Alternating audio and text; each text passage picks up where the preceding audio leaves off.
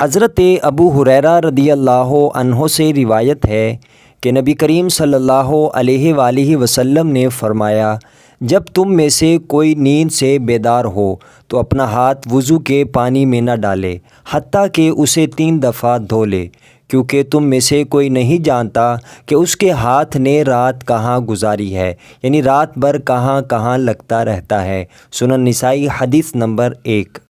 حضرت قاضی شریح رضی اللہ عنہ سے روایت ہے، وہ کہتے ہیں کہ میں نے حضرت عائشہ صدیقہ رضی اللہ عنہا سے پوچھا کہ نبی کریم صلی اللہ علیہ وآلہ وسلم جب گھر میں داخل ہوتے تو سب سے پہلے کون سا کام کرتے تھے؟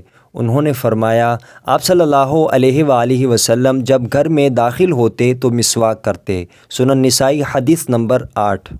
حضرت ابو ہریرہ رضی اللہ عنہ سے روایت ہے کہ اللہ کے رسول صلی اللہ علیہ وآلہ وسلم نے فرمایا، 5 چیزیں فطری ہیں: مونچھوں کو کاٹنا، بغلوں کے بال اکھیڑنا، ناخن تراشنا، زیر ناف بال صاف کرنا اور ختنہ کرانا۔ سنن نسائی حدیث نمبر 10۔ حضرت انس بن مالک رضی اللہ عنہ سے روایت ہے کہ رسول اللہ صلی اللہ علیہ وآلہ وسلم نے مونچھیں کاٹنے، ناخن تراشنے، زیر ناف بال مونڈنے اور بغلوں کے بال اکھیڑنے کے لیے یہ مدت مقرر کی ہے کہ ہم 40 دن سے زائد نہ گزرنے دیں۔ سنن نسائی حدیث نمبر 14۔